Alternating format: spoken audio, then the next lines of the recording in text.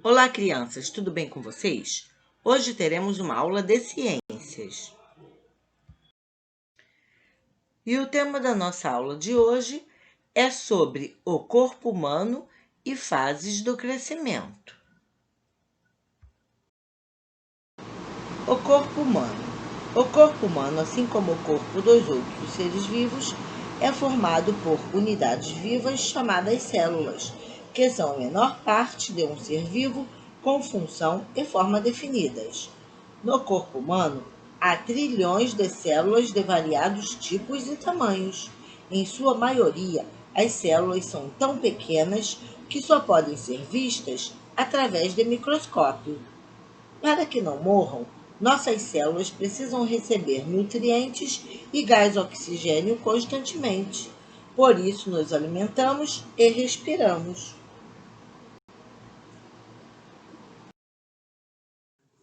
A célula. A célula animal é formada por membrana plasmática, citoplasma, núcleo e organelas. A membrana plasmática delimita a célula, é responsável por todas as trocas entre a célula e o meio externo, ou seja, regula a entrada e a saída de substâncias na célula. O citoplasma é uma substância gelatinosa que preenche o interior da célula.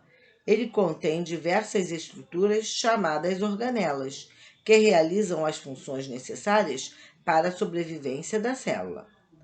O núcleo é responsável por coordenar o funcionamento da célula e pela reprodução celular. Nele está o DNA, material genético que contém as instruções que coordenam a formação de novas células, iguais às que lhes deram origem, ou seja, transmitem as características para os descendentes num processo de renovação celular constante.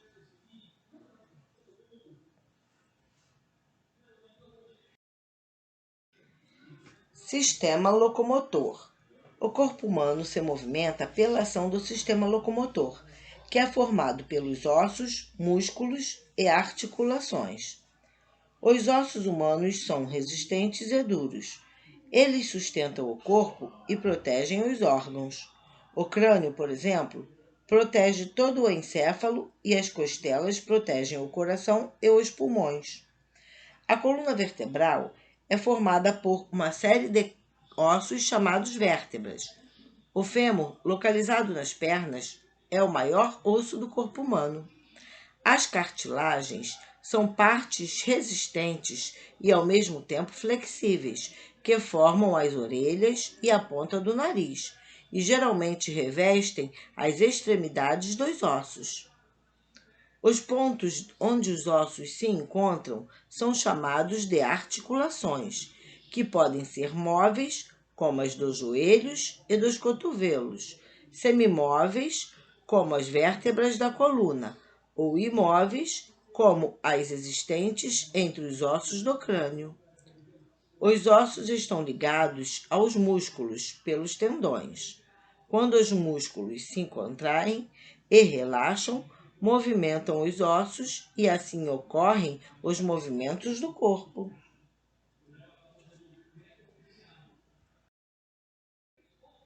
Nesta imagem, temos um esqueleto indicando os ossos que o compõem. Sistema circulatório. O sistema circulatório encarrega-se da circulação do sangue. Ele é formado pelo coração, pelo sangue e pelos vasos sanguíneos. É responsável por distribuir nutrientes e gás oxigênio para as células do corpo e por coletar o gás carbônico e outras substâncias descartadas pelas células que precisam ser eliminados do organismo. O sangue é um líquido de cor vermelha que circula em todo o corpo humano. Neles são transportadas as substâncias entre as diferentes partes do corpo. É formado principalmente de plasma, que é a parte líquida, 90% constituída de água, glóbulos vermelhos, células que transportam o gás oxigênio e o gás carbônico, e glóbulos brancos, que são células que defendem o organismo destruindo os micro-organismos que o invadem.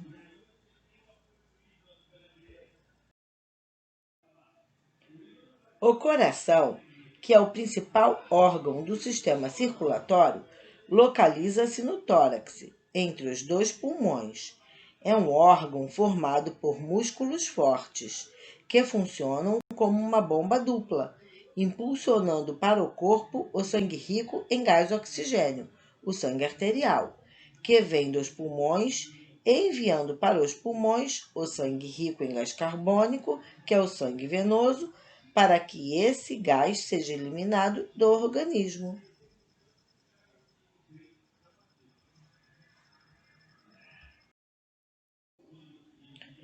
O sangue percorre nosso corpo por meio dos vasos sanguíneos. Existem três tipos de vasos sanguíneos: artérias, vasos grossos, bem elásticos e resistentes, para suportar o fluxo sanguíneo que sai do coração em direção ao resto do corpo. Veias, vasos finos e pouco elásticos, que levam o sangue das partes do corpo para o coração. Capilares sanguíneos, vasos muito finos, semelhantes a fios de cabelo, que se espalham por todo o corpo. É por meio dos capilares que o oxigênio e os nutrientes chegam às células.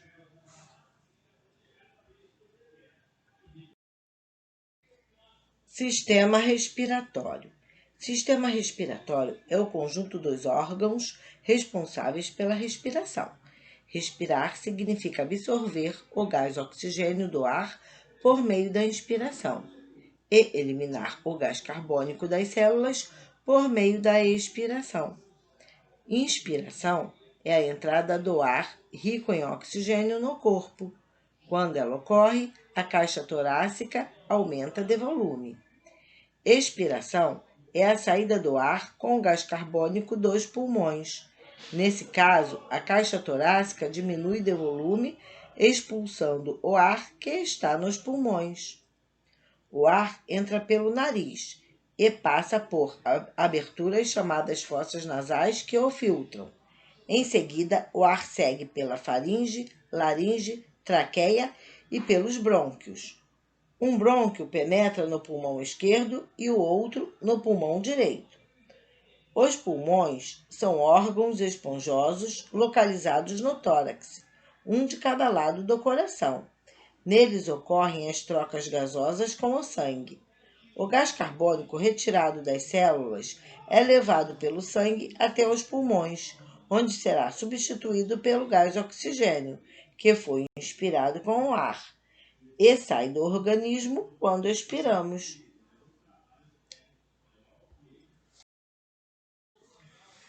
Sistema digestório. Sistema digestório é o conjunto de órgãos que se encarrega da digestão dos alimentos ingeridos e da absorção de seus nutrientes. Digestão é a quebra dos alimentos que libera os nutrientes contidos neles para que possam ser aproveitados pelo corpo. A digestão começa na boca, onde o alimento é mastigado pelos dentes e umedecido pela saliva. Em seguida, ele passa pela faringe e forma o bolo alimentar, chegando a um tubo chamado esôfago, que leva o bolo alimentar até o estômago. O estômago produz o suco gástrico, que, misturando-se ao bolo alimentar, ajuda na digestão. A mistura é enviada para o intestino delgado, onde ela recebe outras substâncias produzidas pelo fígado, pelo pâncreas e pelo próprio intestino. Após esse processo, os nutrientes já podem ser aproveitados pelo organismo. No intestino delgado, inicia-se o processo de absorção desses nutrientes, que por meio do sangue são levados para todo o corpo. No intestino grosso, ocorre a absorção da água, e o que não é aproveitado forma as fezes.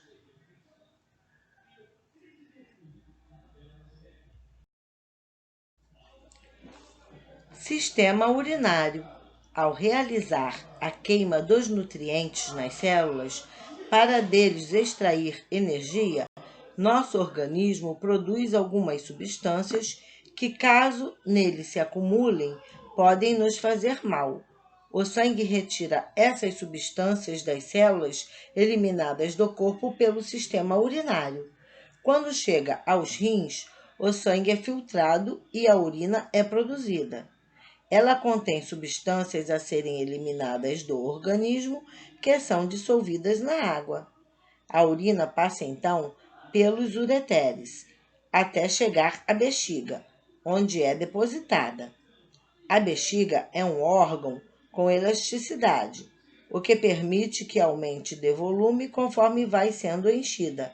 Para ser eliminada, a urina é conduzida da bexiga ao meio exterior pela uretra.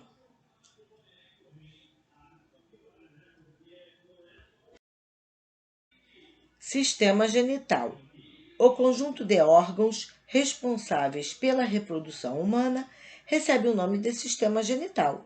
Nesses órgãos, ovário na mulher e testículos no homem são formadas as células reprodutivas, o ovócito e o espermatozoide.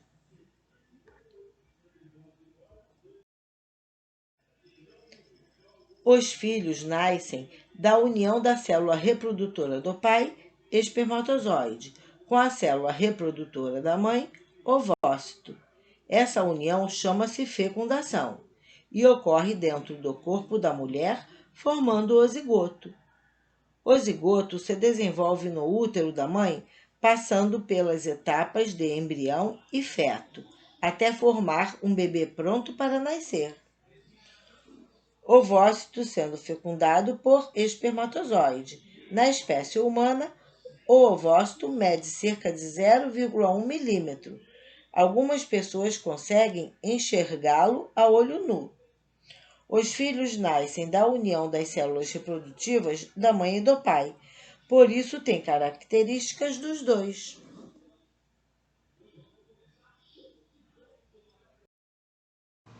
Sistema genital masculino. Os principais componentes do sistema genital masculino são testículos, dois órgãos ovais que produzem espermatozoides, as células reprodutoras masculinas. Epidídimo é um canal enovelado que coleta, armazena e conduz os espermatozoides. Nele, os espermatozoides atingem a maturidade e a mobilidade, tornando-se aptos para a fecundação. Canais deferentes transportam os espermatozoides do epidídimo até a próstata e as vesículas seminais. Próstata e vesículas seminais produzem líquidos que se misturam aos espermatozoides, formando um líquido chamado esperma.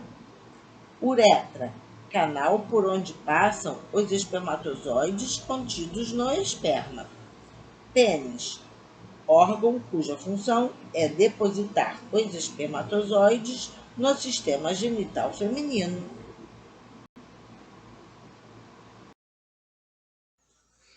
Sistema genital feminino.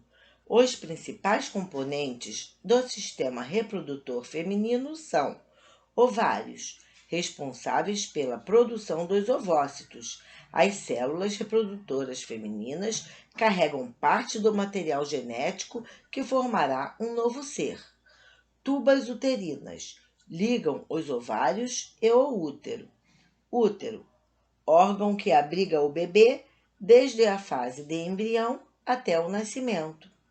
Vagina, canal que conecta o útero com a parte exterior do corpo. É onde o pênis deposita os espermatozoides.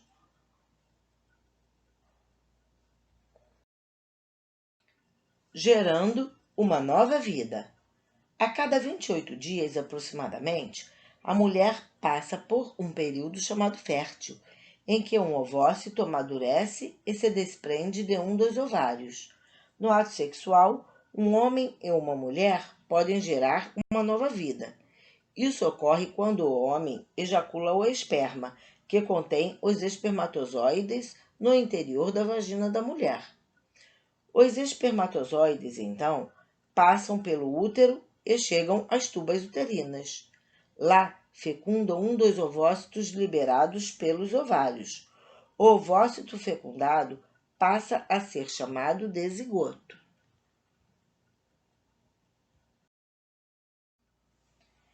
Então, o zigoto começa a se desenvolver e forma um embrião, que é levado para o útero.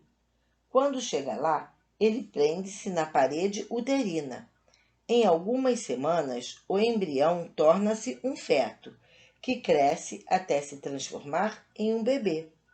Aproximadamente 38 semanas ou 9 meses depois da fecundação, ele está pronto para nascer. Nesse período, o corpo da mulher sofre várias mudanças. O abdômen cresce e as mamas aumentam por causa da produção de leite, que será o primeiro alimento do bebê depois do nascimento. No ambiente uterino, o bebê recebe todos os nutrientes necessários para seu desenvolvimento pelo cordão umbilical.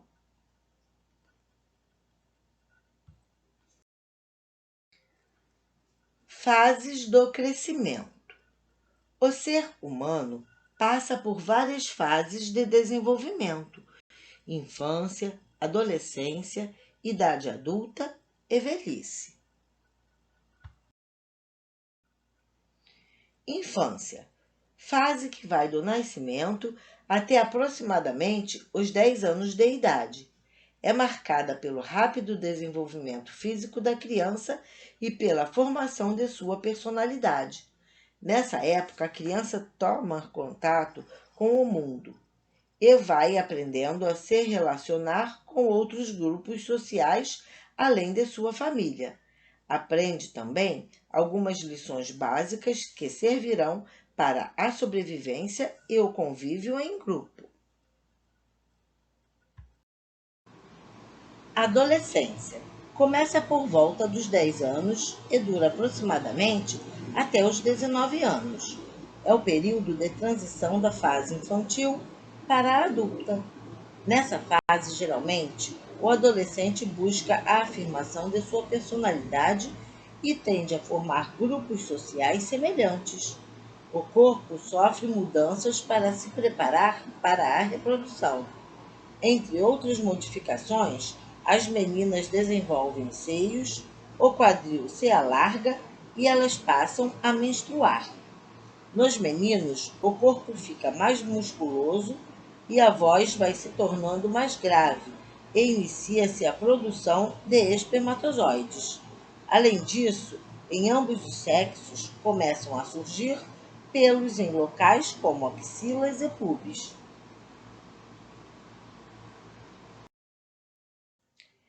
Idade adulta. Inicia-se aproximadamente aos 20 anos de idade, quando o corpo já está totalmente desenvolvido e pronto para gerar filhos. É nessa fase que o ser humano adquire mais responsabilidade e passa a participar ativamente da sociedade por meio da família, profissão, comunidade em que vive. Nessa época também é comum ele encontrar uma pessoa para ser parceira e juntos formarem uma família, seja com ou sem filhos. Velhice. Inicia-se por volta dos 65 anos e é a fase na qual o ser humano é muito mais experiente. A sociedade deve estruturar-se para garantir uma boa qualidade de vida para as pessoas idosas, já que geralmente elas trabalharam a vida toda e o organismo vai se fragilizando. Assim, a pessoa pode desfrutar da vida que foi construindo ao longo dos anos. Nessa fase, é preciso estar sempre atento à saúde, pois o corpo necessita de alguns cuidados especiais. Este foi o recadinho de hoje sobre o corpo humano e fases do crescimento. Espero que tenham gostado do vídeo, que tenham entendido. Deem um like, se inscrevam em meu canal e até o próximo vídeo.